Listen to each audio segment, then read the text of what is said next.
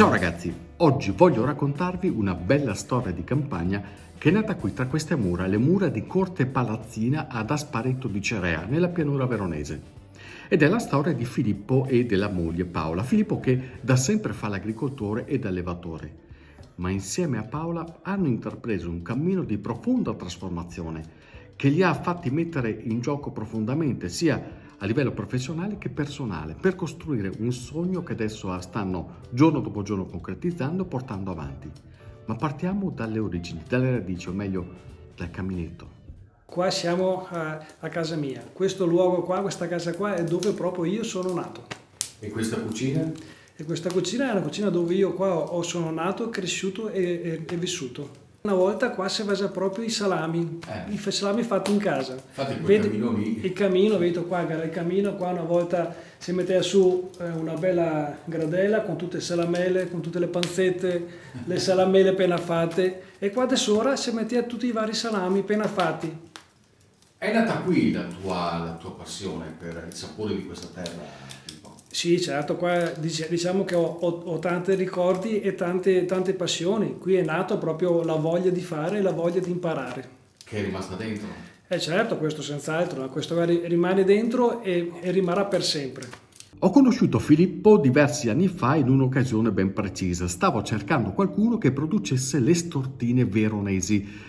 Questo prodotto tipico delle campagne della pianura veronese, il salamino dei nonni, che adesso tra l'altro è diventato anche presidio slow food. E quali sono le sue caratteristiche? Innanzitutto le dimensioni relativamente contenute. La forma ricurva, perché poi venivano conservati in contenitori di terracotta e avvolti coperti di strutto o di lardo, perché questo permetteva una conservazione per lungo tempo, anche fino ai mesi estivi successivi. Adesso è anche grazie al lavoro di Filippo e di altri suoi colleghi ovviamente che questa stortina è tornata in auge, si è tornati a produrla e ha acquisito quindi una tipicità ormai riconosciuta.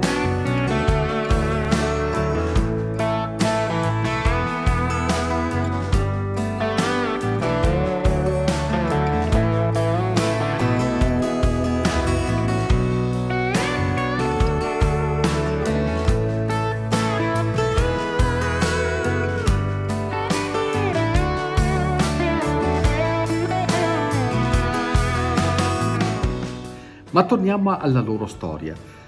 La loro è una storia di radicale cambiamento perché dall'essere semplici agricoltori e allevatori sono diventati anche trasformatori e commercianti, perché quello che fanno lo vendono non soltanto nel piccolo spazio che hanno ricavato qui, ma anche nel carrello con il quale si recano nei mercatini.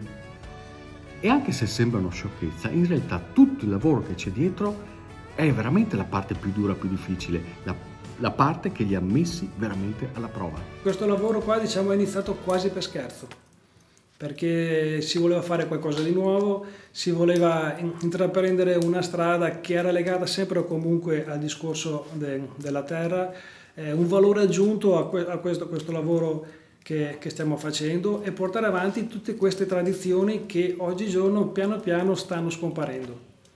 Però voi fate tutto, dal campo alla tavola. Noi facciamo tutto, certo, noi facciamo i cereali per i nostri allevamenti, facciamo produzione, trasformazione e vendita.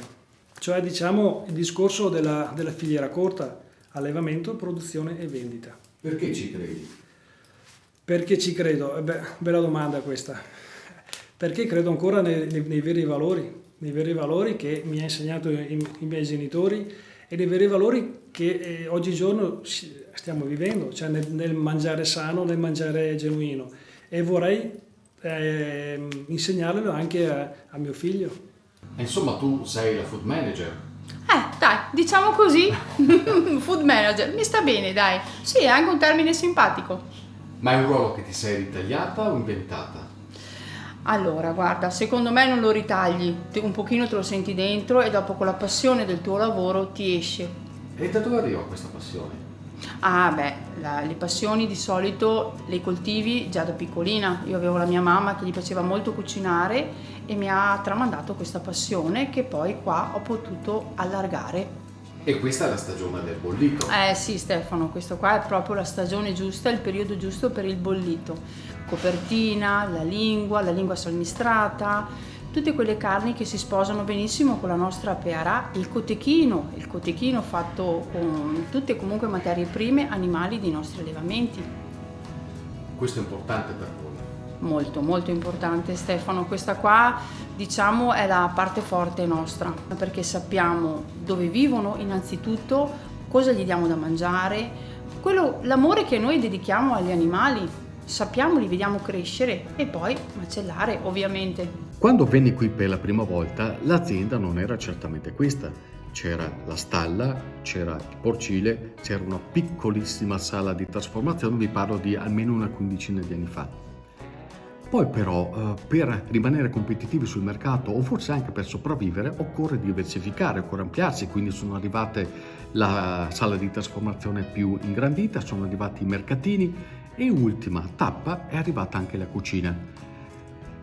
E questo significa che l'avventura è importante per loro, ci credono, ma è altrettanto vero che ci sono delle fondamenta dalle quali non si sono mai discostati e che continuano a caratterizzare il loro pensiero. Qual è stata la parte più difficile di questo nuovo lavoro? La parte più difficile, devo dire, oltre il rapporto con le persone, è tutto dietro le quinte, cioè preparare, organizzare, che tutto vada bene, che tutti i salumi, tutti i prodotti funzionano bene, siano fatti in modo buono. Ed è lì la parte più difficile da fare, perché dopo, quando il prodotto è buono ed è sano, diciamo che mezzo è già venduto. Quindi ti sei reinventato? Tantissimo, tanto. È stato un bel passaggio dall'allevamento alla tavola.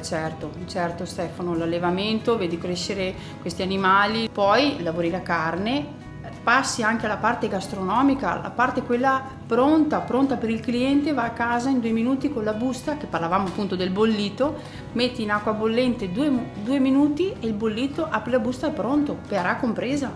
Perché avete voluto avventurarvi anche in quell'impresa lì?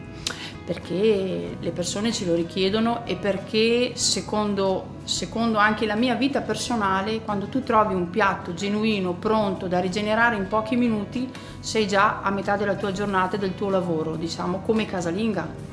Ma è stato anche un modo per dare un futuro un attimino più certo e vincente all'azienda?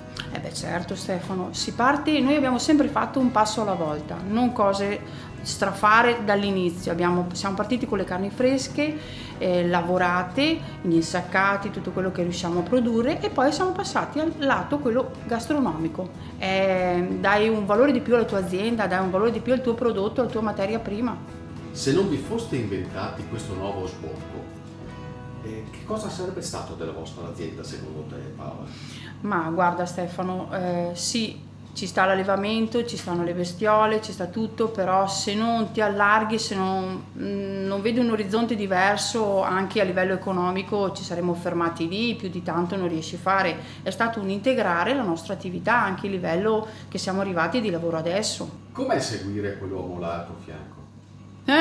Come seguire quell'uomo là al mio fianco? Che bella domanda, è stata dura. Molto dura, anche perché sai abbiamo dei figli che ormai grandini, però è stata dura, nel senso con tanta passione ce la fai, però ci sono ancora tanti sacrifici da fare.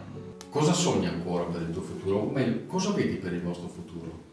Per il futuro vedo ancora tanti orizzonti, tante cose da fare, tante cose da imparare, ce ne sono moltissime e vedo ancora un libro aperto. E sempre tutto da solo? Dai, Stefano, no, questo no. Lo sai benissimo che in fianco a me ho una grande donna e ho anche due figli, quindi loro sono ancora più portati di me nel fare questo tipo di vendita. E quindi non posso fare altro che volare o correre. Quello sempre. Esatto. Quindi è come se vedessi anche il papà ancora davanti. Certo, questo sì, questa è la mia immagine che ho sempre di fronte a me ogni giorno, ogni mattina che apro gli occhi. Questo qua lo dedico, diciamo, a lui, ecco.